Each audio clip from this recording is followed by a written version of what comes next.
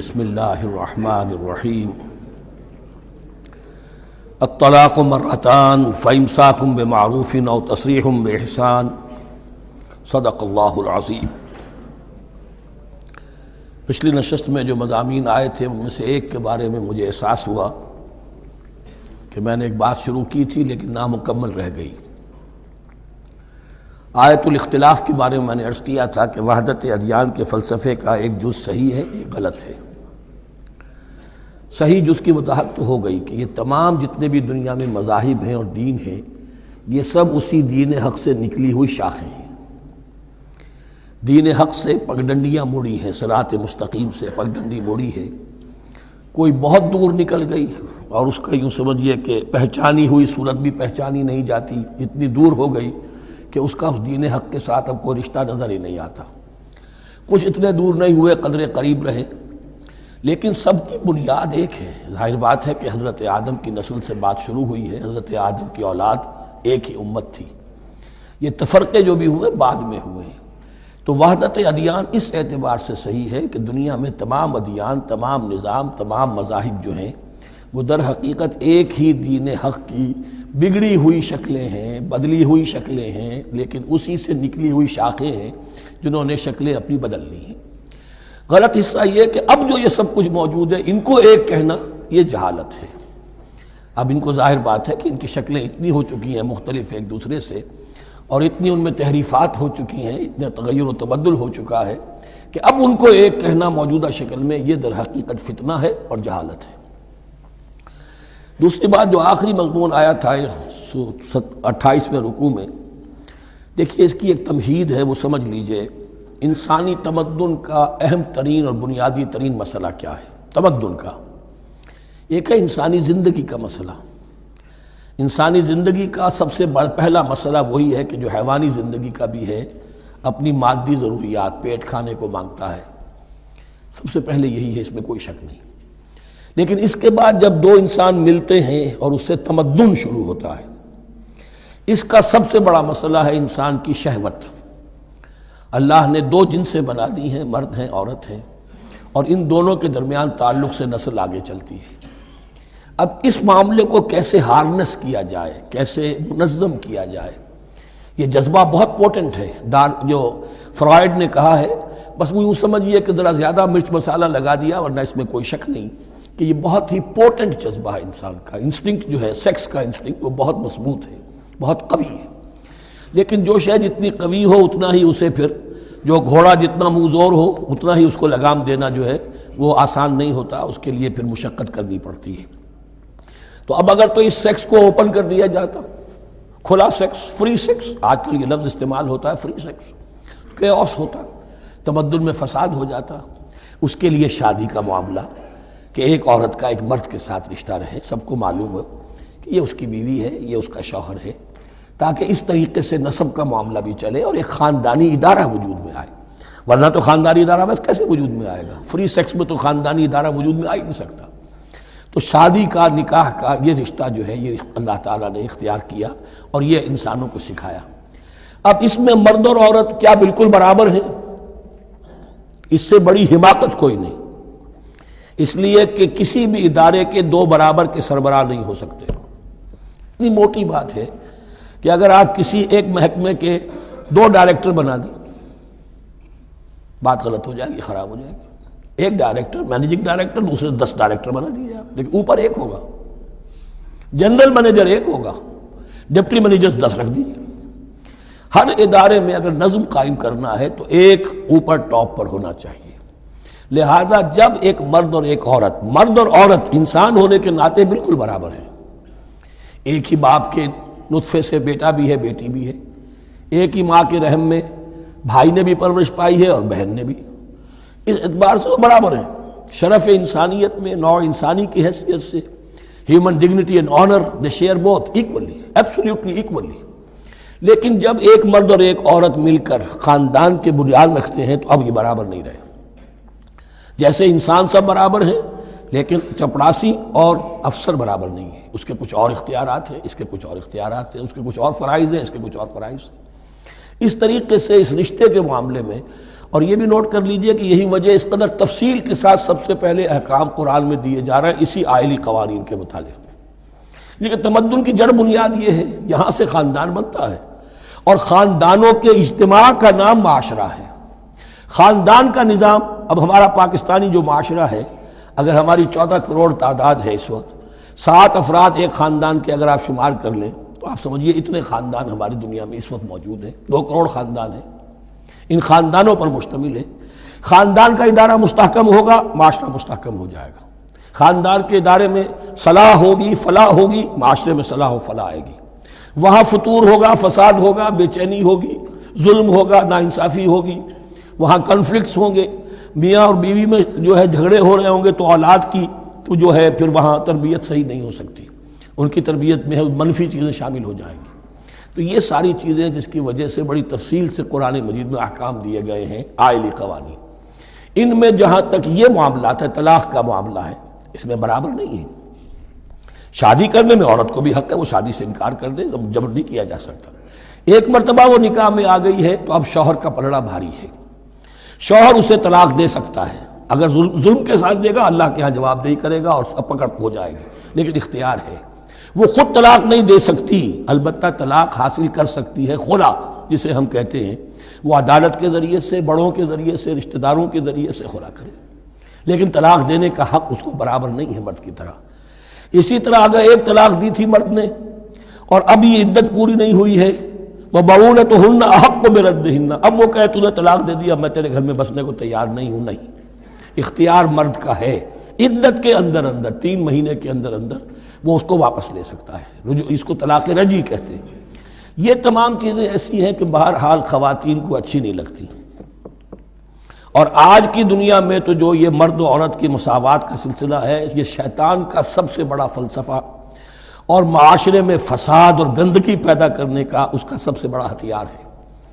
اور اب جو کچھ رہی صحیح اقدار ہماری ایشیا کے ممالک جو ہیں، زیادہ تر مسلمان ممالک ہیں، ان میں خاندانی نظام کی جو بچی کھچی شکل رہ گئی ہے اس کو برباد کرنے کے لیے یہ قاہرہ کانفرنس اور بیجنگ کانفرنس، اس ایشیا کا گھیراؤ دونوں طرف سے، مشرق سے اور مغرب سے، کہ عورت کو آزاد کرو، عورت کو اٹھاؤ، ایمینسیپیشن کے نام پر، آزادی کے نام پر، اور مرد و عورت کی مساوات کے نام پر، تاکہ خاندانی نظام ٹوٹ کر رہ جائے، جیسے کہ ان کے ہاں ٹوٹ چکا ہے خاندانی نظام نے۔ یہ کلنٹن صاحب نے کہا تھا اپنے سال 9 کے میسج میں کہ عنقریب ہماری قوم، امریکن نیشن، بہت جلد اس کی اکثریت حرام زادوں پر مشتمل ہوگی، بورن آؤٹ آف ویڈ لاک، وہ کسی شادی کے نکاح کے نتیجے میں کوئی وجود میں نہیں آئے ہیں، زنا کے نتیجے میں وجود آئی بھی قوم ہوگی۔ 1 پیرنٹ فیملی رہ گئی ہے، ماں ہی باپ ہے اور وہی ماں ہے، اور وہ دونوں وہ جانتے ہی نہیں۔ اب وہاں بڑی ایک مہم اٹھ رہی ہے کہ ہر انسان کا حق ہے کہ اسے معلوم ہو کہ میرا باپ کون ہے۔ وہاں تو بہت سے لوگ پتہ ہی باپ کون ہے میرا، کیا پتہ۔ یہ تباہی ہے جو اس معاشرے پر آ چکی ہے، اور ہمارے ہاں بھی لوگ اسی معاشرے کی نقالی پر چل رہے ہیں۔ اور یہ نظریہ مساوات مرد و زن جو ہے، یہ بہت ہی یوں سمجھیے کہ تابناک اور بہت اچھے الفاظ کے ساتھ سامنے آ رہا ہے۔ البتہ اس کا دوسرا رخ بھی ہے، اسلام نے عورت کو جو حقوق دیے ہیں بدقسمتی سے ہم مسلمانوں نے وہ بھی ان کو نہیں دیے۔ اس کی وجہ یہ ہے کہ ہمارے اوپر ہمارا ہانٹ کر رہا ہے ہمارا ہندوانہ پس منظر۔ ہندوؤں کے معاشرے میں عورت کی کوئی حیثیت نہیں، نہ اس کی وراثت کا حق ہے، نہ وہ بیوہ ہو جائے تو جینے کا حق تھا اس کو، وہ تو پھر ستی ہو جانا چاہیے اس کے لیے تو زندگی کا حق بھی نہیں ہے، وراثت تو بہت دور کی بات رہی، کوئی پراپرٹی کا کوئی سوال نہیں، کسی طرح کی کوئی حیثیت نہیں، کوئی لیگل اینٹیٹی نہیں۔ لیکن ہم مسلمان تو ہو گئے، ہمارے آباء و اجداد، تربیت ہوئی نہیں، لہذا ہمارے اوپر وہی تصورات ہیں، عورت کو جو ہے پاؤں کی جوتی کی طرح سمجھنا۔ یہ جو کچھ ہم کر رہے ہیں ان کے جائز حقوق بھی انہیں نہیں دیتے، اس کے نتیجے میں ہم جو مغرب کا ہم پر حملہ ہے اس کو مؤثر کرنے میں گویا ہم مدد دے رہے ہیں۔ اگر ہم اپنی خواتین کو وہ حقوق نہیں دیں گے، اگر ان کے لیے جو اللہ نے جو مقرر کیا ہے وہ انہیں نہیں دیا جائے گا، تو ظاہر بات ہے کہ رد عمل میں پھر جو یہ نعرے ہیں اور بڑے خوشنما جو دعوت اٹھتی ہے وہ لازماً انہیں کھینچ کر لے جائے گی۔ تو اس طرف بھی خیال رکھیے، اور ہمارے ہاں دیندار گھرانوں میں خاص طور پر یہ بات ہوتی ہے، اس کو سمجھنا چاہیے کہ عورتوں کے کیا حقوق ہیں، ان کی دلجوئی کتنی کرنی چاہیے۔ حضور نے کیا فرمایا ہے؟ تم میں سے بہترین لوگ وہ جو اپنے گھر والوں کے لیے اچھے ہوں، بہترین لوگ وہ ہیں، ان کے حقوق کا لحاظ ہو، ان کے ساتھ سلوک ہو، ان کی دلجوئی ہو، ان کے احساسات کا بھی پاس کیا جائے۔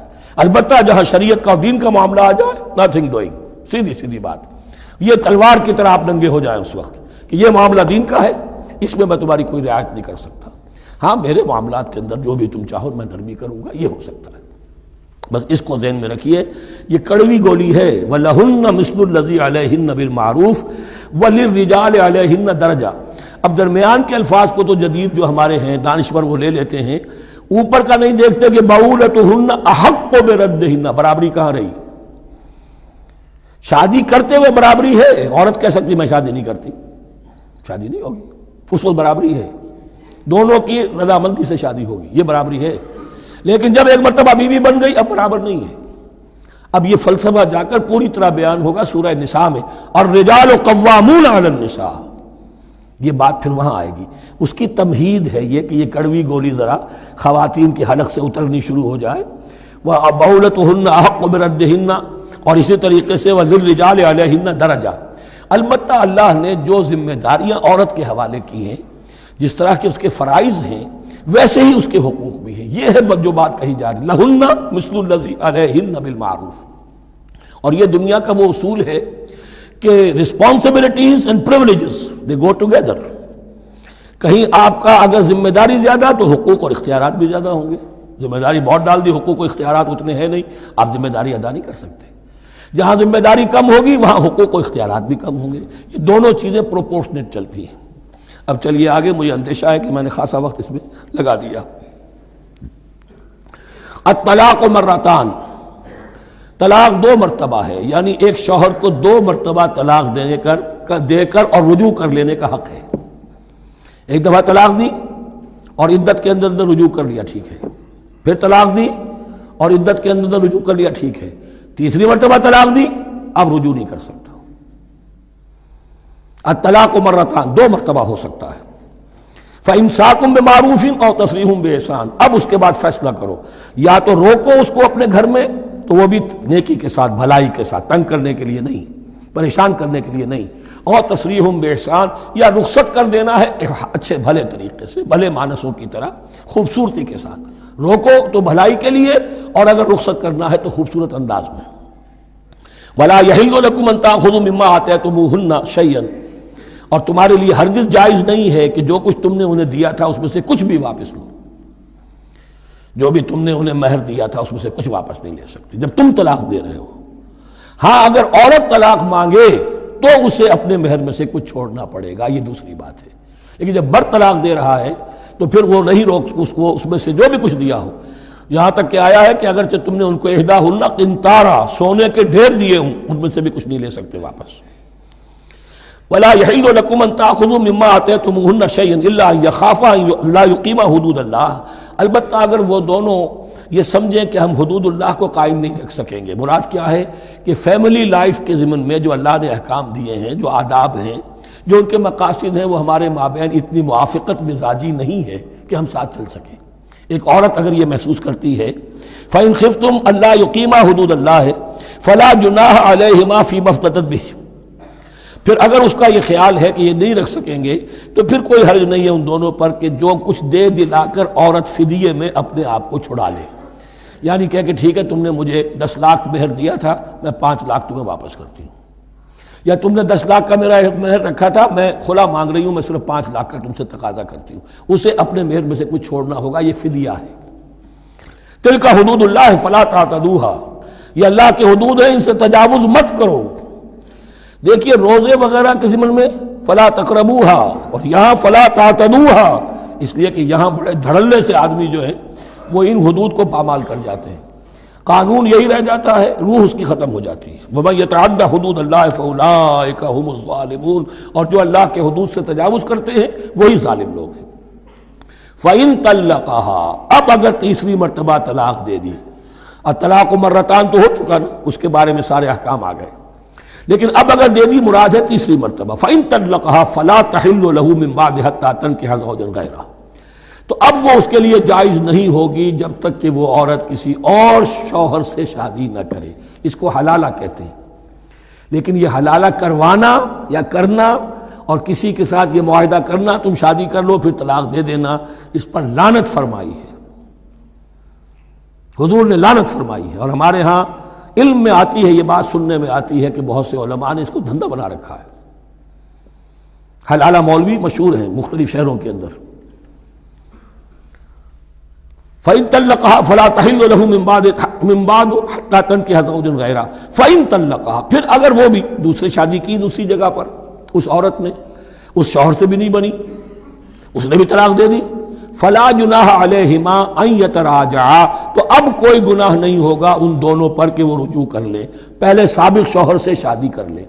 یعنی عورت کو شاید عقل آ گئی ہو، کوئی اسی کی زیادتی تھی کہ پہلے شوہر کے ہاں بس نہیں سکی، اب دوسری مرتبہ کا تجربہ ہو گیا تو اس کے کان ہو گیا کہ کوئی غلطی میری ہی ہے، اب شاید دوبارہ وہ اپنے شوہر کی طرف، سابقہ شوہر کی طرف رجوع کرنا چاہے تو اس کی اجازت ہے۔ ان ظنا یقیما حدود اللہ، اگر ان کو یہ یقین ہو کہ وہ اللہ کے حدود کی پاسداری کر سکیں گے۔ اللہ کے حدود جو ہیں احکام شریعت، ان کو بہرحال مد نظر رکھنا ہے اور فائق رکھنا ہے۔ وَتِلْكَ حُدُودُ اللَّهِ يُبَيِّنُهَا لِقَوْمٍ يَعْلَمُونَ، اور یہ وہ حدود ہیں اللہ کے جن کو وہ واضح کر رہا ہے، کھول کھول کر بیان کر رہا ہے ان لوگوں کے لیے کہ جو علم حاصل کرنا چاہیں۔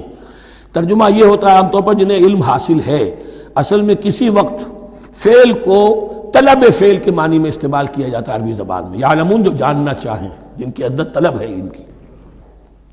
وَإِذَا طَلَّقْتُمُ النِّسَاءَ فَبَلَغْنَ أَجَلَهُنَّ، تو جب تم لوگ اپنی بیویوں کو طلاق دو اور پھر وہ اپنی عدت پوری کر لیں، فَأَمْسِكُوهُنَّ بِمَعْرُوفٍ أَوْ سَرِّحُوهُنَّ بِمَعْرُوفٍ، تو اب چاہو تو روکو انہیں لیکن معروف طریقے سے، اور چاہو تو انہیں رخصت کر دو وہ بھی اچھے طریقے پر۔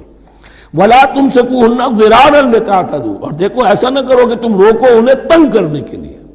اچھا ذرا اس کی میں اور خبر لوں گا رجوع کر کے، ذرا اگر تو طلاق ہو گئی تو آزاد ہو جائے گی، غصہ اتنا چڑھا ہوا ہے کہ ابھی وہ غصہ ٹھنڈا نہیں ہوا ہے، رجوع کر رہا ہے اس لیے کہ اسے اور پریشان کروں، اسے اور تکلیفیں پہنچاؤں۔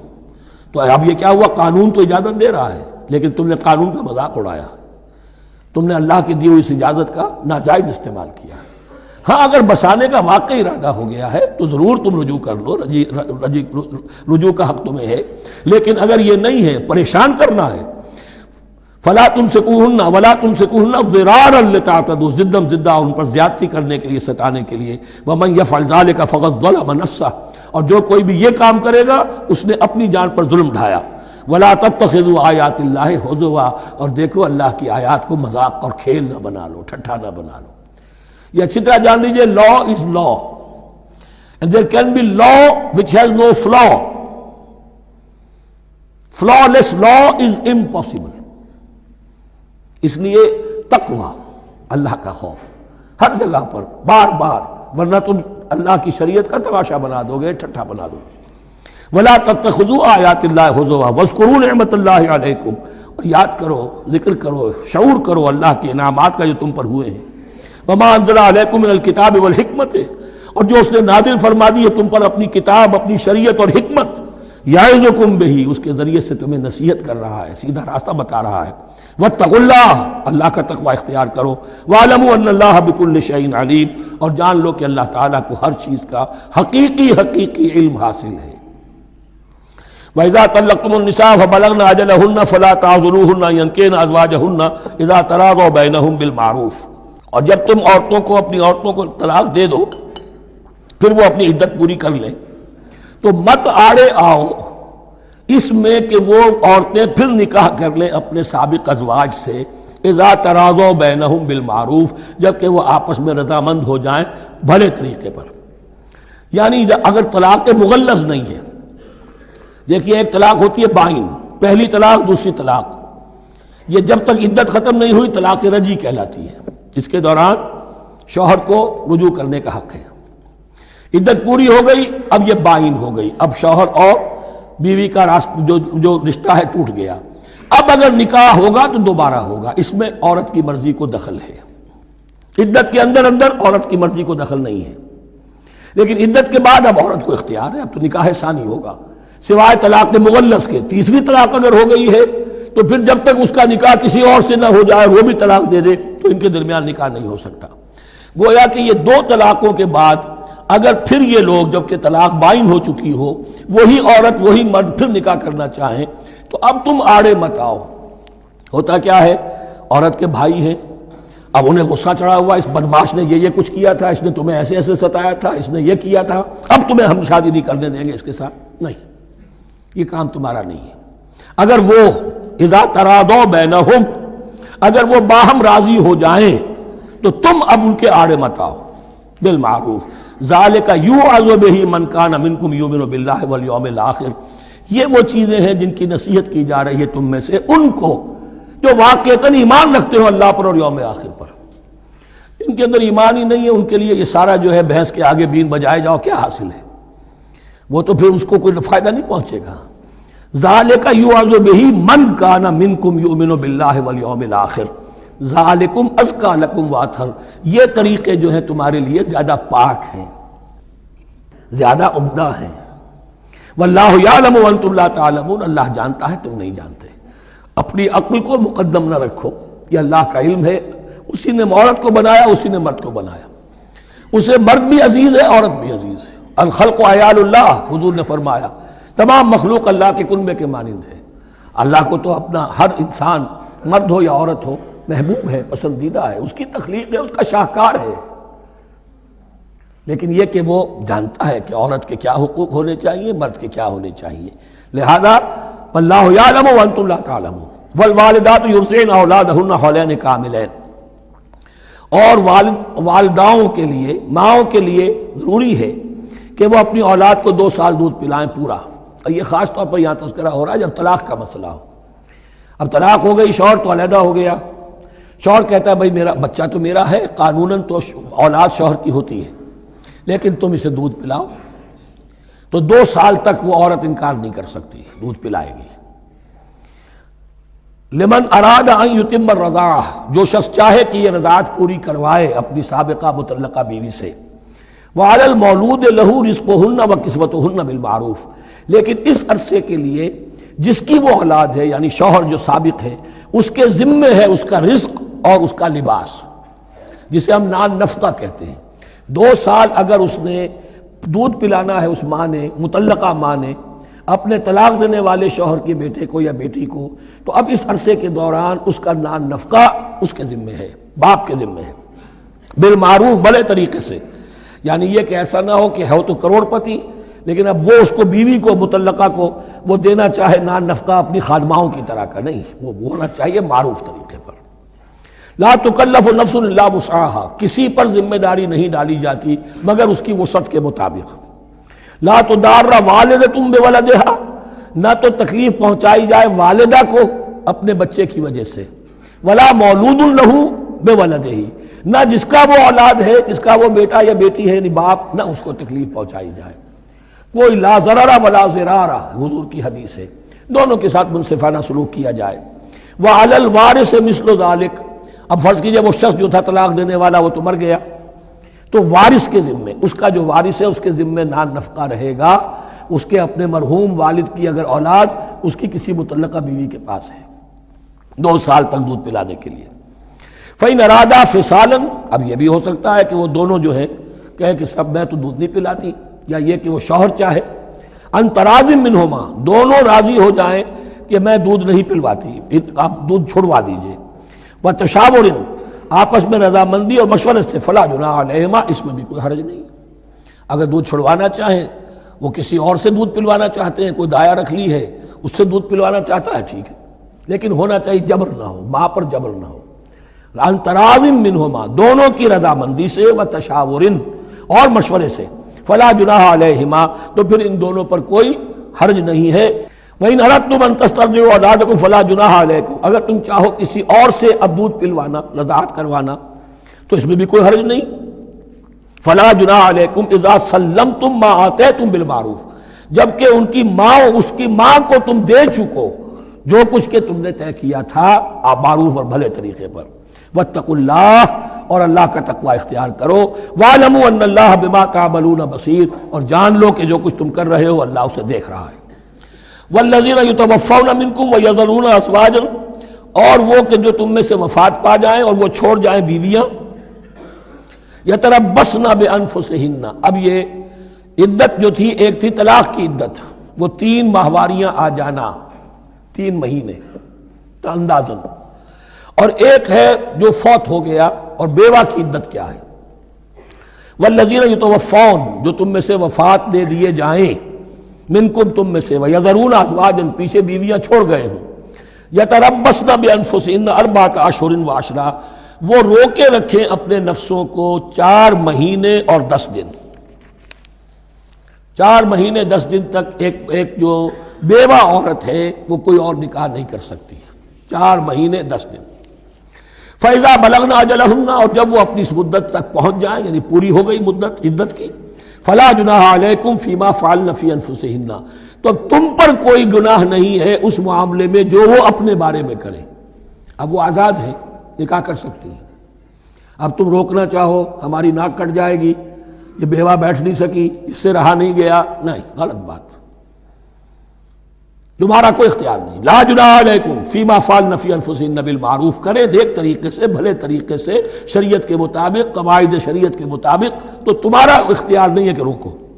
واللہ بما تعملون خبیر، اور جو کچھ تم کر رہے ہو اللہ اس سے باخبر ہے۔ ولا جناح علیکم فیما عرضتم بہ من خطبۃ النساء واکننتم فی انفسکم، اب یہ انہی بیواؤں کا ذکر ہو رہا ہے، تم پر کوئی حرج نہیں ہے کہ جو تم اشارے میں کوئی بات اور پیغام دینا چاہو کسی بیوہ کو، اشارے کنائے میں، لیکن یہ کہ اس میں عدت کے دوران نکاح تو نہیں ہو سکتا، اشارے کنائے میں یہ کچھ بات کہی جا سکتی ہے کہ مجھے دلچسپی ہے، شاید میں کوئی بھی طریقہ اختیار کیا جائے۔ او اکننتم فی انفسکم، یا اپنے دلوں میں چھپائے رکھو، تو اللہ کو کوئی اعتراض نہیں۔ اس میں یہ کہ ظاہر بات ہے کہ ایک آدمی علم اللہ انکم ستذکرونہن، اللہ کے علم میں ہے تمہیں ان کا خیال تو آئے گا ہی، آخر یہ عورت تھی، بیوہ ہو گئی ہے، اب میں اس سے شادی کر سکتا ہوں، آپ کو رغبت ہے اس کی طرف نکاح کی، تو اب کوئی آدمی سوچے میرے دل میں خیال آ رہا ہے بیوہ کے بارے میں، میں تو گناہ گار ہو گیا، میرا دل گناہ گار ہو گیا، نہیں، یہ قانون فطرت ہے۔ علم اللہ انکم ستذکرونہن، اللہ کے علم میں ہے ان کا خیال تو تمہیں آئے گا ہی۔ ولکن لا تواعدوہن سرا، لیکن ایسا نہ کرو کہ ان سے معاہدہ کر لو خفیہ خفیہ، طے ہو جائے، بات پکی ہو جائے، سرا الا ان تقولوا قولا معروفا، سوائے اس کے کہ کوئی معروف بات کہہ دی جائے جس سے انہیں اشارہ مل جائے، بس۔ ولا تعزموا عقدۃ النکاح حتی یبلغ الکتاب اجلہ، اور مت باندھو گراہ نکاح کی جب تک کہ قانون شریعت اپنی مدت پوری نہ کر لے، یعنی عدت جب تک پوری نہ ہو جائے۔ اب یہاں دیکھیے حتی یبلغ الکتاب، کتاب سے مراد شریعت، قانون شریعت، کتاب سے مراد یہاں کیا ہے کہ جو بھی قانون آ چکا ہے کتاب کے اندر، 4 مہینے 10 دن کے بعد نکاح اس سے پہلے نہیں ہوگا۔ وَاعْلَمُوا أَنَّ اللَّهَ يَعْلَمُ مَا فِي أَنفُسِكُمْ فَاحْذَرُوهُ، اور جان لو کہ اللہ خوب جانتا ہے جو تمہارے دلوں میں ہے، پس اس سے ڈرو، اس کی پکڑ سے بچو۔ وَاعْلَمُوا أَنَّ اللَّهَ غَفُورٌ حَلِيمٌ، اور یہ بھی جان لو اللہ غفور بھی ہے، بخشنے والا بھی ہے، وہ خطا ہو گئی ہے، استغفار کرو، توبہ کرو، اللہ معاف فرمائے گا۔ اور حلیم ہے، وہ فوراً نہیں پکڑتا بلکہ ڈھیل دیتا ہے، مہلت دیتا ہے، اگر چاہو تو تم توبہ کر لو۔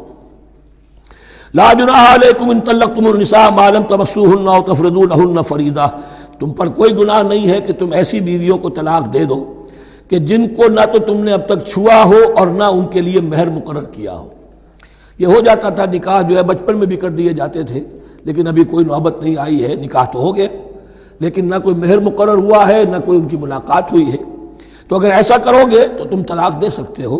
وَمَتِّعُوهُنَّ، لیکن شرافت کا تقاضا یہ ہے کہ جو لڑکی تم سے منسوب رہی ہے، اب اگر وہ رشتہ توڑ رہے ہو تو اسے کچھ دے دلا کر، اسے کچھ نہ کچھ متاع، کچھ سامان دنیاوی دے کر۔ مَتِّعُوهُنَّ عَلَى الْمُوسِعِ قَدَرُهُ وَعَلَى الْمُقْتِرِ قَدَرُهُ، جو وسعت والا ہے، جس کو کشائش حاصل ہے، غنی ہے، وہ اپنی حیثیت کے مطابق، اور جو تنگ دست ہے وہ اپنی حیثیت کے مطابق۔ متاعًا بالمعروف، اور یہ ساز و سامان دینا جو ہے یہ بھی بھلے انداز میں ہو، ایسا نہ ہو جو خیرات دی جا رہی ہو۔ حقاً علی المحسنین، یہ حق ہے محسنین پر، یہ سمجھے کہ ہم پر اللہ تعالیٰ کی طرف سے عائد کردہ یہ ذمہ داری ہے۔ وَإِن طَلَّقْتُمُوهُنَّ مِن قَبْلِ أَن تَمَسُّوهُنَّ وَقَدْ فَرَضْتُمْ لَهُنَّ فَرِيضَةً، اور اگر دوسری شکل یہ ہے کہ تم نے طلاق دی ایسی بیوی کو کہ جس کو تم نے چھوا تو نہیں ہے لیکن مہر مقرر ہو چکا تھا، فَنِصْفُ مَا فَرَضْتُمْ، تو اب آدھا مہر جو ہے جو تم نے فرض کیا تھا، جو طے کیا تھا، اس کا آدھا تو تمہیں دینا ہی دینا ہے۔ الا یعفونا، الا یہ کہ وہ معاف کر دیں، ہمیں آدھا بھی نہیں چاہیے، یا چلیے ہمیں چوتھائی دے دیجئے۔ او یعفو الذی بیدہ عقدۃ النکاح، یا وہ اس کے اندر جو ہے سخاوت سے کام لے کہ جس کے ہاتھ میں نکاح کی گرہ ہے، گرہ تو مرد کے ہاتھ میں وہ کھول سکتا ہے، عورت طلاق دے نہیں سکتی، لہذا کیوں نہ ایسا کرو کہ تم پورا ہی مہر دے دو۔ فرمایا وَأَن تَعْفُوا، اگر تم درگزر کرو اور زیادہ دو، اقرب للتقوی، یہ تقوی سے قریب تر ہے۔ وَلَا تَنْسَبُوا الْفَضْلَ بَيْنَكُمْ، اپنے مابین احسان کرنا مت بھولو، اور اپنے مابین جو فضیلت اللہ نے تمہیں دی ہے عورتوں پر اس کو مت بھولو۔ تمہارا پھر ایٹیچیوڈ بھی ایسا ہونا چاہیے کہ تم اپنے بڑے ہونے کے حساب سے ان کے ساتھ نرمی کرو، ان کو زیادہ دو، ان کو جتنا بھی مہر مقرر کیا تھا اس سے بھی زیادہ دے دلا کے رخصت کرو۔ قانون میں تو صرف مہر ہوگا، البتہ قانون یہی ہے کہ اگر انہیں چھوا نہیں ہے، مقاربت نہیں ہوئی ہے، لیکن یہ کہ مہر مقرر ہو چکا تھا تو آدھا مہر تو لازماً دینا ہے۔ آدھا بھی یہ چھوڑ سکتی ہے عورت، لیکن تمہارے لیے بہتر ہے کہ تم پورا دو یا اور زیادہ دو۔ ان اللہ بما تعملون بصیر، یقیناً جو کچھ تم کر رہے ہو اللہ دیکھ رہا ہے۔ حافظوا علی الصلوات والصلاۃ الوسطیٰ، محافظت کرو پوری طرح، چوکس ہو کر، چوکنے ہو کر تمام نمازوں کی، اور خاص طور پر صلاۃ وسطیٰ کی۔ یعنی بار بار جو آ رہا ہے جان لو اللہ جانتا ہے، جان لو اللہ دیکھ رہا ہے، جو کچھ تم کر رہے ہو اللہ کی نگاہ میں ہے، جو کچھ تم کر رہے ہو اللہ باخبر ہے، یہ سارا کچھ جو ہے یہ اللہ کی یاد ذہن میں برقرار رکھنے کے لیے تمہیں نماز دی گئی ہے۔ 5 وقتہ تم حاضر ہو، دنیا کے کاروبار سے نکلو اور آ کر پھر عہد اللہ سے اپنا جو ہے، یہ جو حفیظ کا ایک شعر ہے، آؤ سجدے میں گرے لوح جبیں تازہ کریں، سرکشی نے کر دیے دھندلے نقوش بندگی، آؤ سجدے میں گرے لوح جبیں تازہ کریں۔ یہاں پر جو ہمارا بندگی کا نقش تھا سرکشی کی وجہ سے وہ دھندلے ہو گئے ہیں، سرکشی نے کر دیے دھندلے نقوش بندگی، آؤ سجدے میں گرے لوح جبیں تازہ کریں، کہ پھر اس پر اللہ تعالیٰ کے ساتھ جو عہد کیا ہے ایاک نعبد و ایاک نستعین اسے پھر تازہ کریں۔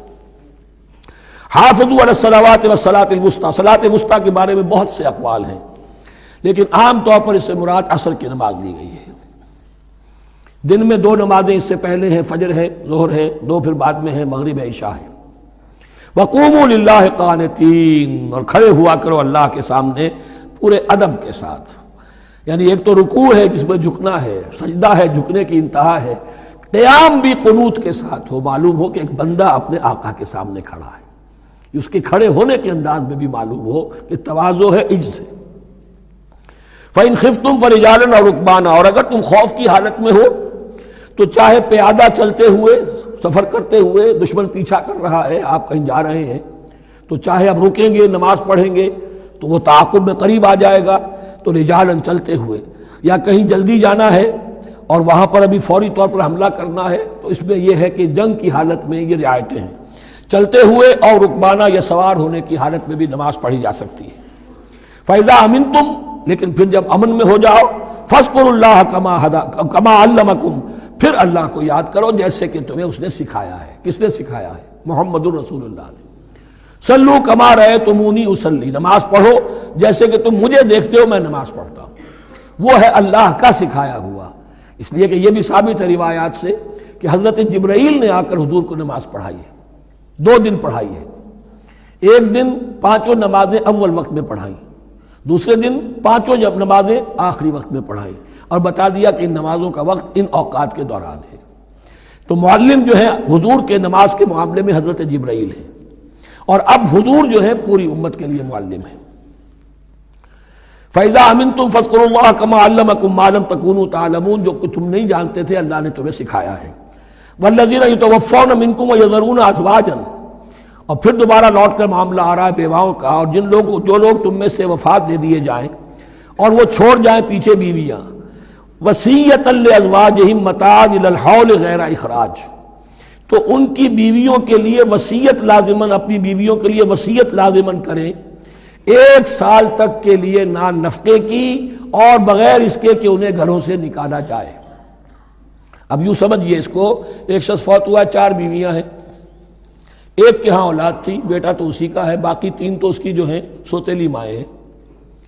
ایک ماں کو تو وہ اپنی ماں سمجھ کر اس کی خدمت کرے گا، باقی 3 کو لائبلٹی سمجھے گا۔ تو فرمایا ایسا نہ ہو کہ فوراً نکال دو کہ جاؤ اپنا راستہ لو، جس سے تمہاری شادی تھی وہ گیا۔ 1 سال کے لیے انہیں گھر سے نہ نکالا جائے اور ان کا نان نفقہ دیا جائے۔ لیکن یہ بھی اصل میں تھا وصیت کا، جب یہ جو قانون آئے گا وراثت کا تو اس سے پہلے کے لیے، جیسے کہ والدین کے لیے کہا گیا تھا وصیت کرو، ایسے بیویوں کے لیے بھی کرو۔ جب ان کا حق آ گیا، اس لیے کہ شوہر مر گیا ہے تو بیوی کا حق ہے اس کی وراثت میں، بیوی مر گئی ہے شوہر کا حق ہے اس کی وراثت میں، تو وہ تو وراثت کے اندر حق معین ہو گیا، تو اب یہ وصیت کی ضرورت نہیں۔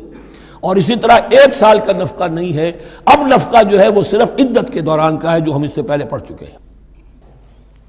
فَإِنْ خَرَجْنَا فَلَا جُنَاحَ عَلَيْكُمْ فِي مَا فَعَلْنَ فِي أَنفُسِهِنَّ، لیکن اگر وہ خود نکل جائیں، ظاہر بات ہے کہ عدت ہوتی 4 مہینے 10 دن، اب تم سال بھر روکو گے تو نہیں ان کو، اگر وہ شادی کر کے کہیں اور جا کے بسنا چاہیں تو تم پر کوئی الزام نہیں آئے گا، جو کچھ وہ کرتی ہیں اپنی جانوں کے بارے میں معروف ہو، بھلے طریقے پر، معروف طریقے پر۔ واللہ عزیز الحکیم، اور یقیناً اللہ تعالیٰ زبردست ہے، حکمت والا۔ وللمطلقات متاع بالمعروف، اسی طرح مطلقات کے لیے بھی ساز و سامان زندگی کی ضروریات ہے معروف طریقے پر، حقا علی المتقین، لیکن یہ ہے عدت کے وقت تک کے لیے۔ اسی معاملے میں شاہ بانو کیس میں ایک جو فیصلہ دیا تھا، یہ کلکتہ ہائی کورٹ نے، اس پر پھر ہندوستان میں ایجیٹیشن ہوا۔ اس نے یہ فیصلہ دیا تھا کہ کوئی مسلمان اپنی بیوی کو طلاق دے دے تو اب وہ بیوی اگر تو دوسری شادی کر لے تب تو بات دوسری ہے، ورنہ جب تک زندہ رہے گی اس طلاق دینے والے پر اس کا نان نفقہ جو ہے رہے گا پوری زندگی تک۔ اس پر مسلمانوں نے کہا، بھارت کے مسلمانوں نے، یہ ہماری شریعت میں دخل اندازی ہے، شریعت نے صرف عدت تک کا حق رکھا ہے مطلقہ کے لیے، تم ساری زندگی کہاں سے لا رہے ہو؟ پھر وہ فساد ہوا، پھر بہت سے لوگوں نے جانیں دیں، پھر جو ہے ایجیٹیشن ہوا، لیکن پھر راجیو گاندھی کو گھٹنے ٹیکنے پڑے، اور پھر قانون بنا دیا گیا بھارت میں کہ کوئی عدالت ہندوستان کی including supreme court of India مسلمانوں کے آئلی قوانین میں دخل نہیں دے سکتی۔ میں سلام کیا کرتا ہوں مسلمانان بھارت کو، مسلمانوں نے وہاں پر یہ بات بھی نہیں ہونے دی کہ جب قرآن شریعت کا حکم جو ہے وہ یہ ہے کہ مطلقہ کو عدت تک کے لیے نان نفقہ ہے تو ساری زندگی کا کوئی معاملہ نہیں۔ کذالک یبین اللہ لکم آیاتہ لعلکم تعقلون، اسی طرح اللہ تعالیٰ تمہارے لیے اپنی آیات کو واضح کر رہا ہے تاکہ تم عقل سے کام لو اور سمجھو۔ اب جو 2 رکوع اگلے آ رہے ہیں یہ بڑے اہم ہیں اس اعتبار سے کہ یہ تاریخ بنی اسرائیل کا غزوہ بدر ہے جس کا تذکرہ ہوگا۔ میں ایک بات آپ کو بنی اسرائیل کی تاریخ کی بتا چکا ہوں کہ جب حضرت موسیٰ کے انتقال کے بعد یوشع ابن نون کی سرکردگی میں انہوں نے جہاد کیا، قتال کیا تو فلسطین فتح ہو گیا، لیکن انہوں نے چھوٹی چھوٹی حکومتیں 12 بنا لی اور آپس میں لڑتے بھی رہے۔ لیکن 300 برس کے بعد پھر صورتحال پیدا ہوئی، وہ واقعہ ہوگا جو اب سامنے آ رہا ہے کہ جب ان کے اوپر دنیا تنگ ہو گئی، آس پاس کے جو کافر اور مشرک لوگ تھے انہوں نے انہیں دبا لیا، بہت سوں کو ان کے گھروں سے، ان کے ملکوں سے نکال دیا، تو پھر تنگ آ کر انہوں نے کہا اس وقت کے نبی سے کہ ہمارے لیے کوئی بادشاہ بنا دیجئے، سپہ سالار بنا دیجئے، اب ہم اللہ کی راہ میں جنگ کریں گے۔ تو وہ جو جنگ ہوئی ہے طالوت اور جالوت کی، اس جنگ کے بعد سے خلافت راشدہ شروع ہوئی ہے دور بنی اسرائیل کی۔ گویا کہ خلافت راشدہ دور بنی اسرائیل کی 300 برس بعد آئی ہے ان کے رسول کے انتقال کے، جبکہ خلافت راشدہ اس امت مسلمہ کی متصل ہے رسول اللہ صلی اللہ علیہ وسلم کے زمانے کے ساتھ، اس لیے کہ صحابہ نے جانیں دیں، خون دیا، قربانیاں دیں، اور اس کے نتیجے میں حضور کی زندگی ہی میں دین غالب ہو گیا، اسلامی ریاست قائم ہو گئی۔ تو ظاہر بات ہے اس کے بعد آپ کے انتقال کے بعد خلافت کا دور شروع ہو گیا، لیکن وہاں یہ سارے سال 300 برس گزرے ہیں، اس کے بعد ان کا دور خلافت آیا ہے، اور اس میں بھی 3 خلافتیں ہیں کہ جو متفق علیہ ہیں، ویسے وہاں تو وہ نبوتیں ہیں، طالوت علیہ السلام، داؤد علیہ السلام اور سلیمان علیہ السلام۔ 4تھی خلافت پر آ کر تقسیم ہو گئی ہے، جیسے حضرت علی کے زمانے میں 4تھی خلافت میں عالم اسلام جو ہے دارالاسلام منقسم ہو گیا کہ مصر اور شام نے حضرت علی کی خلافت کو تسلیم نہیں کیا۔ اسی طرح حضرت سلیمان کے 2 بیٹوں میں پھر ان کی مملکت تقسیم ہو گئی، ایک اسرائیل اور ایک یہودیہ، یہ 2 ریاستیں وجود میں آئی، جوڈی۔ بہرحال یہ جو واقعہ تھا کہ جس کے بعد خلافت راشدہ شروع ہو رہی ہے، اسلام کا غلبہ شروع ہو رہا ہے حضرت موسیٰ کی تاریخ میں، وہ ہے طالوت اور جالوت کی جنگ۔ اس کے لیے اب یہاں پر تذکرہ ہو رہا ہے، اور یہ بھی ایک آئینہ دکھایا جا رہا ہے صحابہ کرام کو، اب یہی مرحلہ تمہیں درپیش ہے۔ غزوہ بدر آیا چاہتا ہے، آئینہ، coming events cast their shadows before, تمہیں پہلے سے بتایا جا رہا ہے۔ الم تر الی الذین خرجوا من دیارہم، کیا تم لوگوں نے غور نہیں کیا، کیا تم نے غور نہیں کیا ان لوگوں کے حال پر کہ جو نکل گئے اپنے گھروں سے، وہم الوف، جبکہ وہ ہزاروں کی تعداد میں تھے، حذر الموت، موت سے ڈر کی وجہ سے، یعنی جب کفار اور مشرکین نے غلبہ کر لیا ان پر اور بہت سے ملکوں سے یہ بھاگے اپنے ملک چھوڑ کر، فقال لهم اللہ موتوا، تو اللہ نے ان سے کہا کہ مر جاؤ، ثم احیاہم، پھر انہیں زندہ کیا۔ یہاں یہ بھی ہو سکتا ہے مراد کہ فی الواقع یہ عمل ہوا ہو، اور یہ بھی مراد ہو سکتا ہے جیسے قوم مر جاتی ہے لیکن پھر اس کا نشأت ثانیہ ہو جاتی ہے، پھر اللہ نے ان کے اندر ایک جذبہ پیدا کر دیا۔ یعنی یہاں پر مرنا اور احیاء جو ہے وہ معنوی ہو، روحانی ہو، اخلاقی ہو، وہ بالفعل جسدی نہ ہو، لیکن اللہ کے اختیار سے باہر نہیں، اس کی قدرت میں ہے، سب کو مار کر بھی دوبارہ جلا سکتا ہے۔ ان اللہ لذو فضل علی الناس ولکن اکثر الناس لا یشکرون، اور یقیناً اللہ تعالیٰ تو اپنے بندوں پر بڑا فضل کرتا ہے، لیکن اکثر لوگ جو ہے شکر نہیں کرتے، ناقدری کرتے ہیں اللہ کے احسانات کی۔ لیکن اب وہ غزوہ بدر جو ہے ان کا، سابقہ امت مسلمہ کا، اس کا حال بیان کرنے سے پہلے مسلمانوں سے گفتگو ہو رہی، اس لیے کہ ہے تو ساری ان کے لیے، ان کی ہدایت کے لیے۔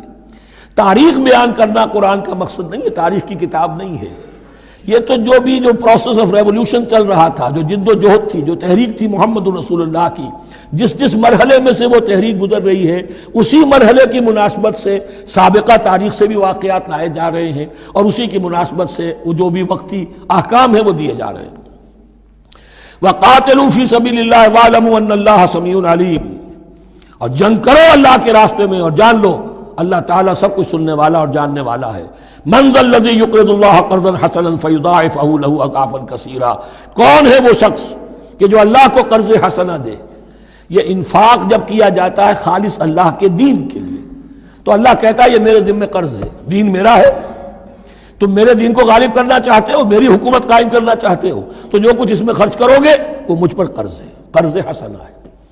من ذا الذی یقرض اللہ قرضا حسنا فیضاعفہ لہ، تو اللہ اس کو اس کے لیے بڑھاتا رہے، دگنا کرتا رہے، اضعافا کثیرا، دگنا چوگنا، بہت گنا۔ واللہ یقبض ویبسط، اور اللہ ہی کے اختیار میں کسی چیز کو چھوٹا کر دینا، سکیر دینا، اور کھول دینا اور کشائش کر دینا۔ وَإِلَيْهِ تُرْجَعُونَ، اور اسی کی طرف تمہیں لوٹا دیا جائے گا۔ یہاں دیکھیے یہ دونوں چیزیں، جہاد بالنفس اس کی آخری شکل قتال، اور جہاد بالمال اس کے لیے پہلے لفظ آ رہا تھا انفاق، اب قرض حسنہ، اللہ کو قرض حسنہ۔ أَلَمْ تَرَ إِلَى الْمَلَإِ مِن بَنِي إِسْرَائِيلَ مِن بَعْدِ مُوسَىٰ، کیا تم نے غور نہیں کیا موسیٰ کے بعد بنی اسرائیل کے سرداروں پر، ملا من بعد موسیٰ، اذ قالوا لنبی لہم، جبکہ انہوں نے اپنے نبی سے کہا، یہ تو میں آپ کو حدیث سنا چکا ہوں، کوئی وقت ایسا نہیں گزرا حضرت موسیٰ کے بعد کہ نبی کوئی نہ کوئی موجود نہ رہا ہو، حضرت عیسیٰ تک۔ اس زمانے کے جو نبی تھے ان سے انہوں نے کہا لَهُمْ ابْعَثْ لَنَا مَلِكًا نُقَاتِلْ فِي سَبِيلِ اللَّهِ، اب ہمارے لیے کوئی بادشاہ مقرر کر دیجئے تاکہ ہم اللہ کی راہ میں قتال کریں، جنگ کریں۔ یہاں بادشاہ سے مراد ہے جو سپہ سالار ہو، نبی ہے تو ظاہر بات ہے کہ نبی کا رتبہ تو بلند رہے گا، لیکن نبی کے تابع ہو کر کوئی شخص کہ جو جنگ کی سپہ سالاری کر سکے اس کو نامزد کر دیجئے۔ قال هل عصیتم ان کتب علیکم القتال الا تقاتلوا، جو نبی تھے یہ سیموئیل نبی تھے، سموئیل، یہ آپ اولڈ ٹیسٹمنٹ میں پڑھیں گے، سیموئیل نبی۔ انہوں نے کہا کہ اس کا بھی اندیشہ ہے کہ جب جنگ فرض کر دی جائے اللہ تقاتلوا، پھر تم جنگ نہ کرو، یعنی ابھی تو بڑے تمہارے دعوے ہیں، بہادری دکھا رہے ہو، بڑا جوش و خروش ہے، کہیں ایسا تو نہیں ہوگا کہ ادھر سے میں اللہ تعالیٰ سے اجازت بھی لوں جنگ کی اور تمہارے لیے کوئی سپہ سالار یا بادشاہ بھی بنا دوں اور پھر تم جنگ سے کنی کترا جاؤ۔ قالوا وما لنا الا نقاتل فی سبیل اللہ، ان کا کیسے ممکن ہے کہ ہم اللہ کی راہ میں قتال نہ کریں؟ وقد اخرجنا من دیارنا وابنائنا، جبکہ ہمیں نکال دیا گیا ہمارے گھروں سے اور ملکوں سے اور اپنے بیٹوں سے، یعنی ان کی اولاد کو تو انہوں نے غلام بنا لیا، ان کی عورتوں کو بانیہ بنایا، اب یہ تو نکلے ہوئے ہیں اپنے ملکوں سے خوف سے بھاگے ہوئے۔ فلما کتب علیہم القتال، تو جب ان پر وہ جنگ فرض کر دی گئی، تولوا الا قلیلا منہم، تو پیٹھ پھیر گئے سب کے سب سوائے کچھ لوگوں کے۔ یہ گویا کہ تنبیہ کی جا رہی ہے، مسلمانوں تم بھی بہت کہتے رہے ہو کہ حضور ہمیں جنگ کی اجازت ملنی چاہیے، ہم کب تک یہ ظلم سہیں گے، لیکن ایسا نہ ہو دیکھو اب جب جنگ کا حکم آئے، اب پڑھ چکے ہم وہ آیت کتب علیکم القتال وہو کرہ لکم، اب اچھی نہیں لگ رہی جنگ، جان تو پیاری ہے، تو اب دکھا دیا گیا وہاں بھی یہ ہوا۔ واللہ علیم بالظالمین، اور اللہ ایسے ظالموں سے خوب باخبر ہے۔ وقال لهم نبیہم، اور ان سے کہا ان کے نبی نے، ان اللہ قد بعث لکم طالوت ملکا، تمہارے لیے اللہ تعالیٰ نے طالوت کو بادشاہ مقرر کیا ہے۔ ان کا نام تورات میں آیا ہے سول یا ساؤل، SAUL۔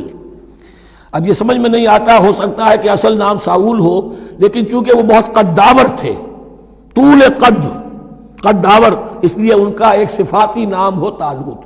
قرآن مجید نے صفاتی نام لیا ہے کہ وہ بہت قداور تھے۔ قالوا انا یکون له الملک علینا، اب انہوں نے کہا کیسے ہو سکتا ہے کہ اسے بادشاہت ملے ہمارے اوپر، ونحن احق بالملک منہ، ہمیں زیادہ حق حاصل ہے اس کے مقابلے میں کہ ہمیں بادشاہی دی جائے۔ ولم یؤت سعۃ من المال، وہ تو مفلس ہے، اسے تو اللہ نے کوئی زیادہ دولت دی نہیں ہے، کیونکہ ان کے معیار تو یہی تھے، جو دولت مند ہے وہی صاحب عزت ہے۔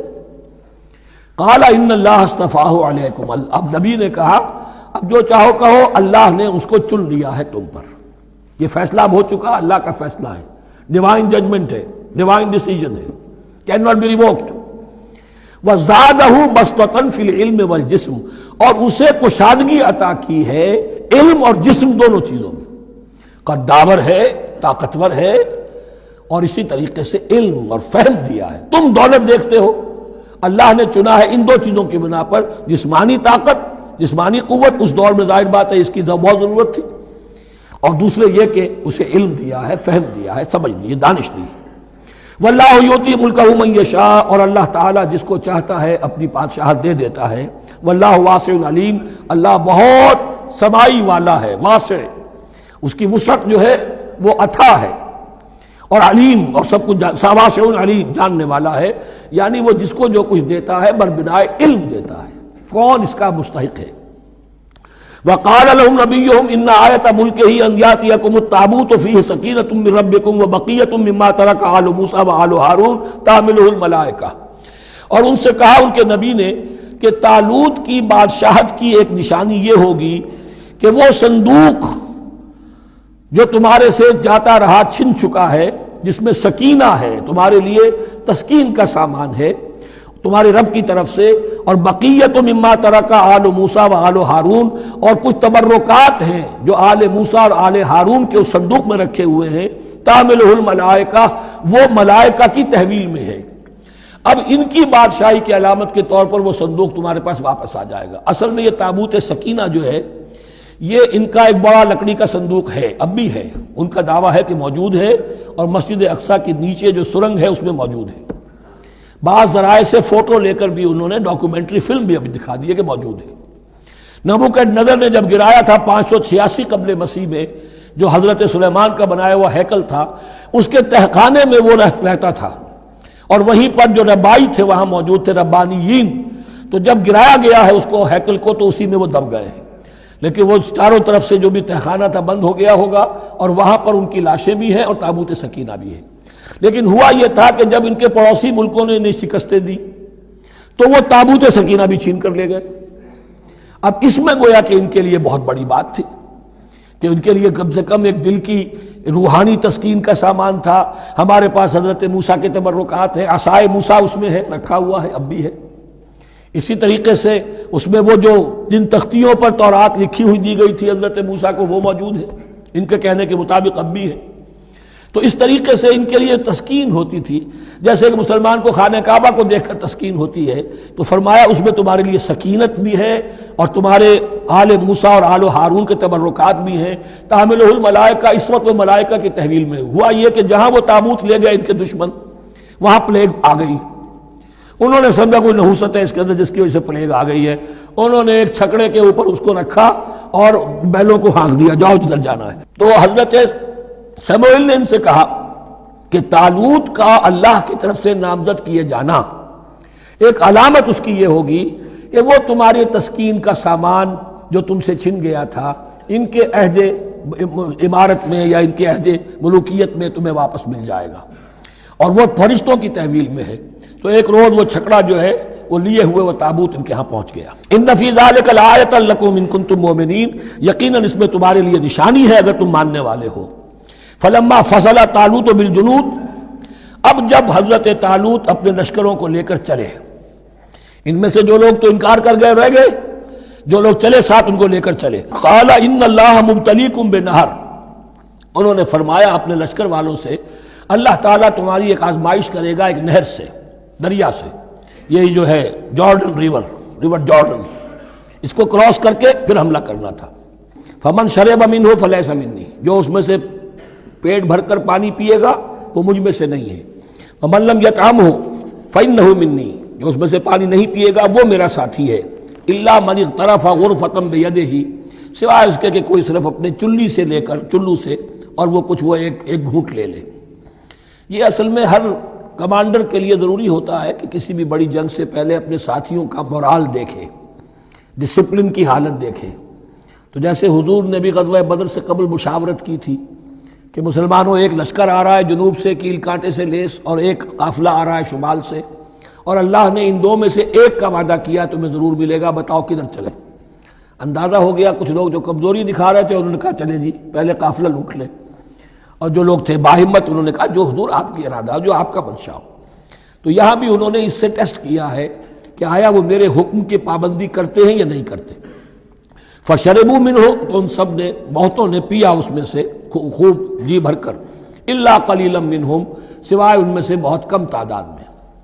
فلما جاوزہ هو والذین آمنوا معہ، تو جب گزرے اس دریا کے پار اترے وہ اور وہ لوگ جو ان کے ساتھ ساتھی اب اہل ایمان رہ گئے تھے، یعنی پہلی سکریننگ پہلے ہو چکی تھی جو قتال ہی کے منکر ہو گئے تھے، اور اس کے بعد دوسری ہو گئی ہے کہ جو اس چھلنی میں سے نہیں نکل سکے، وہ پانی پی کر بے سدھ ہو گئے۔ یہ ایسا ہی ہے جیسے غزوہ احد میں حضور صلی اللہ علیہ وسلم کے ساتھ 1000 آدمی مدینے سے نکلے تھے اور پھر عین وقت پر 300 آدمی ساتھ چھوڑ کر چلے گئے۔ تو جب انہوں نے دریا پار کر لیا انہوں نے اور ان کے ساتھی اہل ایمان نے، قالوا لا طاقت لنا اليوم بجالوت وجنودہ، تو انہوں نے کہا کہ ہمارے اندر تو واقعتاً طاقت نہیں ہے کہ ہم جالوت کا اور اس کے لشکروں کا مقابلہ کر سکیں۔ یہ گولیت جس کو کہتے ہیں جالوت، یہ بڑا قوی ہیکل انسان تھا، اور اس کا جو زرہ بختر تھا وہ اتنا پورا جسم ڈھکا ہوا کہ سوائے آنکھ کے سوراخ کے اور کچھ نہیں تھا اس میں، جو نظر ہی نہیں آتا تھا۔ تو اس نے مبارزت کی اور کوئی بھی مقابلے پر نہیں آ رہا تھا۔ قال الذين يظنون انهم ملاقو الله كم من فئة قليلة غلبت فئة كثيرة باذن الله، تو کہا ان لوگوں نے جو یقین رکھتے تھے کہ اللہ سے ملاقات کرنی ہے کہ کئی مرتبہ ایسا ہوا ہے، کتنی مرتبہ ایسا ہوا ہے کہ چھوٹی جماعت غالب آ گئی ہے بڑی جماعت پر اللہ کے حکم سے، یعنی آگے بڑھو، ہمت کرو، اپنی جو ہے کم ہمتی کا ثبوت نہ دو، اللہ تعالیٰ کی نصرت سے اللہ کی مدد سے تمہیں فتح حاصل ہو جائے گی۔ واللہ مع الصابرین، اللہ تو صابروں کے ساتھ ہے۔ وَلَمَّا بَرَزُوا لِجَالُوتَ وَجُنُودِهِ، تو جب وہ سامنے آئے جالوت اور اس کے لشکروں کے، برزا ظاہر ہو جانا، سامنے آمنے سامنے آ جانا، اب ادھر ان کا لشکر ہے طالوت علیہ السلام کا اور ادھر وہ جالوت کا لشکر ہے۔ قالوا، اب انہوں نے دعا کی، ربنا افرغ علینا صبرا، اے اللہ ہم پر صبر انڈھیل دے۔ یہ افرغ کا لفظ ہوتا ہے کسی برتن سے پانی اس طرح گرا دینا کسی کے اوپر کہ وہ برتن خالی ہو جائے، گھڑوں پانی ڈال دینا یا کچھ اور برتن میں سے۔ افرغ علینا صبرا، ہم پر صبر انڈھیل دے، صبر کی بارش فرما دے۔ ربنا افرغ علینا صبرا وثبت اقدامنا، اور ہمارے قدموں کو جما دے، وانصرنا علی القوم الکافرین، اور ہماری مدد فرما ان کافروں کے مقابلے میں۔ یہی دعا گویا کہ تلقین کی جا رہی ہے اہل ایمان کو کہ جب بدر کے موقع پر تمہارا مقابلہ ہوگا تو تمہیں یہ دعا کرنی چاہیے۔ فَهَزَمُوهُمْ بِإِذْنِ اللَّهِ، تو انہوں نے بھگا دیا ان کو اللہ کے حکم سے، اللہ کے اذن سے، اللہ کی مشیت سے۔ وَقَتَلَ داود جالوتا، اور قتل کیا جالوت کو داود نے۔ یہ داود جو ہے تورات سے معلوم ہوتا گڈریے تھے، جنگلوں میں رہتے تھے اپنی بھیڑیں بکریاں لے کر، اور ان کے پاس ایک گوپیا ہوتا تھا، اس گوپیے کے اندر پتھر رکھ کر اس کو گھما کر وہ مارتے تھے، لیکن نشانہ اتنا صحیح تھا کہ اس سے وہ کہتے تھے کہ میں شیروں کے جبڑے توڑ دیتا ہوں. جب کبھی شیر آتے ہیں میرے بھیڑوں بکریوں کے گلوں پر حملے کے لیے، تو جب وہ آ گئے اتفاق سے، جب لشکر آمنے سامنے تھے، ادھر جالوت للکار رہا ہے کوئی میرے مقابلے میں، ادھر سب کے سب سہمے کھڑے ہیں، کوئی آگے نہیں نکل رہا. تو حضرت طالوت آئے، یہ حضرت داؤد آ گئے اتفاقاً. کہا معلوم ہوا کیا سچویشن ہے، یہ ہے کہ اچھا ٹھیک ہے، میں اس غیر مختون کا میں معاملہ کرتا ہوں، اس لیے کہ یہ ان کے یہاں سب سے بڑی گالی تھی. حضرت ابراہیم کی ملت میں ہے ختنہ، اور یہ جو کفار اور مشرک تھے ان کے ہاں ختنہ نہیں تھی، تو نامختون ہونا ان کے ہاں یہ سب سے بڑی گالی تھی. اس نامختون کا پھر جو ہے میں اس کو کیفر کردار تک پہنچاؤں گا، میرے پاس یہ گوپیا ہے اور میں تو شیروں کے جبڑے توڑ دیا کرتا ہوں. انہوں نے پھر وہ پتھر رکھ کر اور گھمایا ہے، اور سیدھا وہ آنکھ کے سوراخ سے اس کے بھیجے کے اندر اتر گیا. اور اس طریقے سے قتل داود و جالوتا، داود نے جالوت کو قتل کیا، اور اللہ تعالیٰ نے پھر ان کو جو براتب عطا کیے، وَآتَاهُ اللَّهُ الْمُلْكَ وَالْحِكْمَةَ وَعَلَّمَهُ مِمَّا يَشَاءُ. ایک تو یہ کہ طالوت علیہ السلام نے اپنی بیٹی کا نکاح ان سے کر دیا، داماد ہو گئے، اور پھر انہی کو وارث بنایا، یہ بادشاہ ہوئے. اللہ نے ان کو ہی ملک دیا، حکومت دی، بادشاہت دی، اور دی، نبوت بھی دی. یہ دونوں اعتبارات سے ان کو اللہ تعالیٰ نے سرفراز فرمایا.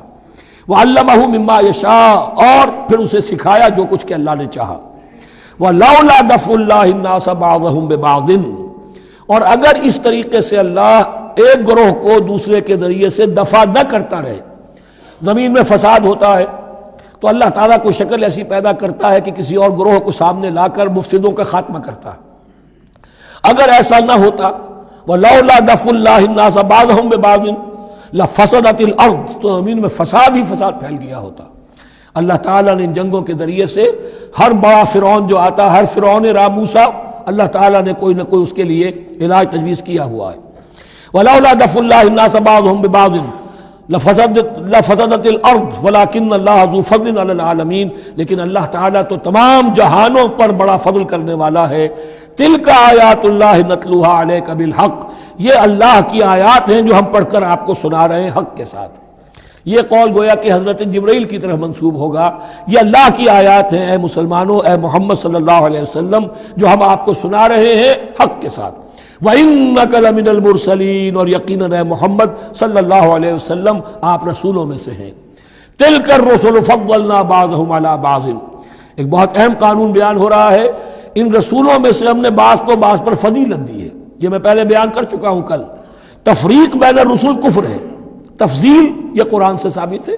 کوئی افضل ہے اور کوئی مفضول ہے، کسی کو کسی اعتبار سے فضیلت ہے، کسی کو کسی اور اعتبار سے فضیلت. جزوی فضیلت ہے مختلف لوگوں کی ہو سکتی ہے، کلی فضیلت تمام انبیاء اور رسول پر محمد الرسول اللہ کو حاصل ہے. تلک الرسل فضلنا بعضهم علی بعض منهم من کلم اللہ، ان میں سے وہ بھی تھے جن سے اللہ نے کلام فرمایا، حضرت موسیٰ علیہ السلام. ورفع بعضهم درجات، اور بعضوں کے اور کسی اعتبار سے درجات بڑھا دیے. وآتینا عیسی ابن مریم، اور ہم نے عیسیٰ ابن مریم کو البینات بڑے کھلے معجزے دیے. وأیدناہ بروح القدس، اور ان کی مدد فرمائی حضرت جبرائیل کے ساتھ. وَلَوْ شَاءَ اللَّهُ مَا اقْتَتَلَ الَّذِينَ مِن بَعْدِهِمْ مِن بَعْدِ مَا جَاءَتْهُمُ الْبَيِّنَاتُ، لیکن اللہ چاہتا تو یہ آپس میں نہ لڑتے جھگڑتے، نہ یہودیوں کی آپس میں جنگیں ہوتی، نہ یہودیوں اور نصرانیوں کی ہوتی، نہ نصرانیوں کے فرقے ایک دوسرے سے لڑتے. وَلَوْ شَاءَ اللَّهُ مَا اقْتَتَلَ الَّذِينَ مِن بَعْدِهِمْ مِن بَعْدِ مَا جَاءَتْهُمُ الْبَيِّنَاتُ، اس کے بعد کہ ان کے پاس واضح تعلیمات آ چکی تھیں. وَلَٰكِنِ اخْتَلَفُوا، لیکن انہوں نے اختلاف کیا. فَمِنْهُم مَّنْ آمَنَ وَمِنْهُم مَّنْ كَفَرَ، ان میں وہ بھی ہیں جو ایمان لے آئیں گے اور ان میں وہ بھی ہیں جو کفر پر اڑ گئے ہیں. وَلَوْ شَاءَ اللَّهُ مَا اقْتَتَلُوا، اگر اللہ چاہتا ان پر لازم کر دیتا، یعنی جبراً تکوینی طور پر، تو اختلاف نہ کرتے، جھگڑتے نہ. وَلَٰكِنَّ اللَّهَ يَفْعَلُ مَا يُرِيدُ، لیکن اللہ تو کرتا ہے جو چاہتا ہے. اللہ نے جو دنیا کو اس حکمت پر بنایا ہے کہ یہ دنیا کی زندگی آزمائش ہے، آزمائش کے لیے آزادی دی ہے. تو جو شخص غلط راستے پر جانا چاہے اسے آزادی ہے، جو صحیح راستے پر آنا چاہے اسے آزادی ہے. بارک اللہ لی و لکم فی القرآن العظیم.